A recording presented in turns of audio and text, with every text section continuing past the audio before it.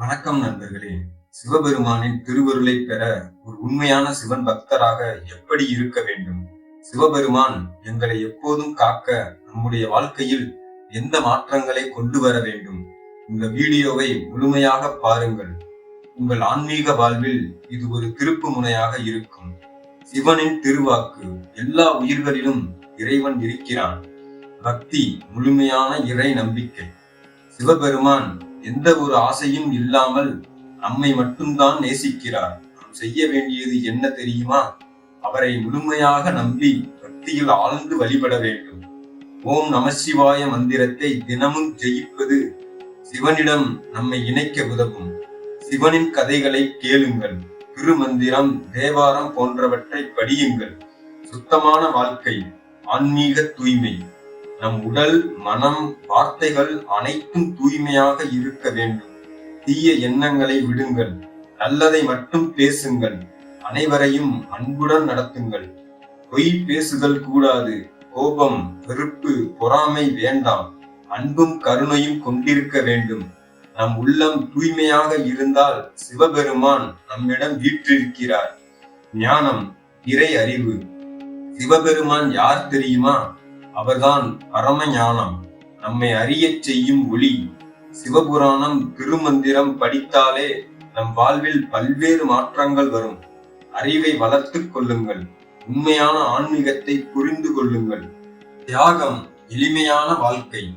சிவன் எளிமையின் வடிவம். அவர் வெறும் சந்தான மரத்தடையில் அமர்ந்திருக்கிறார். நாமும் எளிமையாக வாழ வேண்டும். அதிக ஆசைகள் வேண்டாம். எளிமையான வாழ்க்கை, அமைதி நிறைந்த மனம், எல்லாம் இறைவனின் அருள். நம்மை பொறுத்தவரை ஈகை மனம் மிக முக்கியம். சமாதானம்: அமைதியான மனநிலை.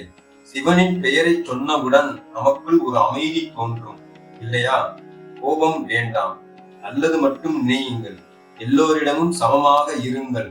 நமக்குள் அமைதி இருந்தால் நம்மை யாரும் பாதிக்க முடியாது.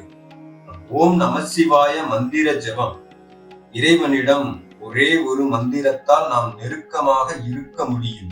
அது என்ன? ஓம் நமசிவாய, ஓம் நமசிவாய, ஓம் நமசிவாய. இந்த மந்திரத்தை தினமும் 108 முறை சொல்லுங்கள். வாழ்வில் அற்புத மாற்றங்களை காண்பீர்கள். விரதங்கள், வழிபாடு: சிவபெருமானுக்கு பிடித்த நாள் பிரதோஷம்.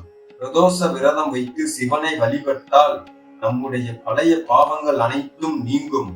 கோயிலுக்கு சென்று சிவலிங்கத்தை அபிஷேகம் செய்யுங்கள். வில்வ இலை மூலம் சிவனை வணங்குங்கள். தினமும் தீபம் ஏற்றி வழிபடுங்கள். நண்பர்களே, சிவபெருமானின் உண்மையான பக்தர்கள் இப்படித்தான் இருக்க வேண்டும். நம் வாழ்வில் இதை கடைபிடித்தால் இறைவனின் அருள் நம் மீது எப்போதும் இருக்கும். சிவனை நம்புங்கள். அவரது திருநாமத்தை ஜெபியுங்கள். எல்லா உயிர்களிலும் சிவனை காணுங்கள். இந்த தகவல் உங்களுக்கு பிடித்திருந்தால் லைக், ஷேர் செய்ய மறக்காதீர்கள். மேலும் இப்படியான ஆன்மீக வீடியோக்களுக்கு நம்முடைய சேனலை சப்ஸ்கிரைப் செய்யுங்கள். ஓம் நமசிவாய.